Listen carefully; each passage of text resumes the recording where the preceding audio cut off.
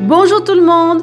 Dans ma précédente vidéo, on avait abordé ensemble les questions sur le quand et qu'est-ce qu'il fallait exactement faire avant de commencer à chercher un logement.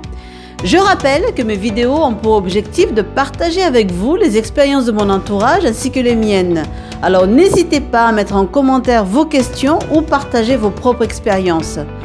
Maintenant, vous avez le budget à consacrer à votre logement d'étudiant. Le plus dur reste à faire.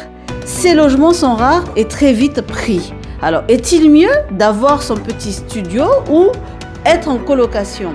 Si vous optez pour le studio, vous serez indépendant, libre, pas de compte à rendre.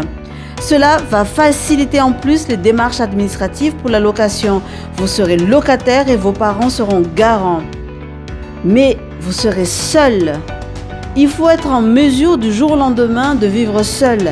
Cela est déterminant pour vos études. Si la solitude prend le pas sur le reste, cela ne sera pas bon pour vous. Par contre, en choisissant la colocation, dans un premier temps, il va falloir trouver des colocataires. Ils peuvent être des amis, des inconnus ou bien les deux. Chaque colocataire déclarera cette résidence comme sa résidence principale. Vous allez avoir un espace de vie plus grand, des charges minimisées parce que vous allez le partager, mais la colocation présente des inconvénients. Et oui, il va falloir s'adapter aux autres. Il va falloir s'imposer des règles de vie, les tâches ménagères, etc., etc.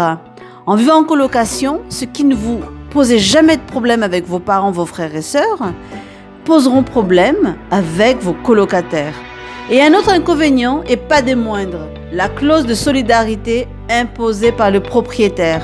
Si un colocataire ne paye pas, ce sont les autres colocataires qui devront prendre en charge cet impayé.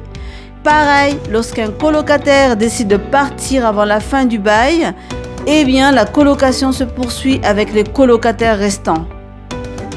Selon vos possibilités de moyens de mobilité, il va falloir choisir le lieu de votre future résidence de manière à ce que le temps de trajet soit le plus minimisé possible. Pourquoi? Parce que vous êtes là pour étudier avant tout. Il ne faut pas vous fatiguer inutilement. D'autant plus qu'il y aura toute une logistique ménagère qui vous tombera dessus, comme les courses, préparer le repas, faire le ménage, la lessive et j'en passe. Ce changement sera radical, sera dur. Et si à cela on rajoute des sinistres comme des dégâts des eaux parce que vous n'avez pas vu à l'état des lieux des vis cachées, eh bien ce sera très compliqué pour le démarrage.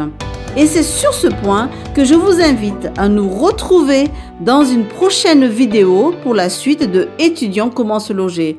Prenez soin de vous et à bientôt!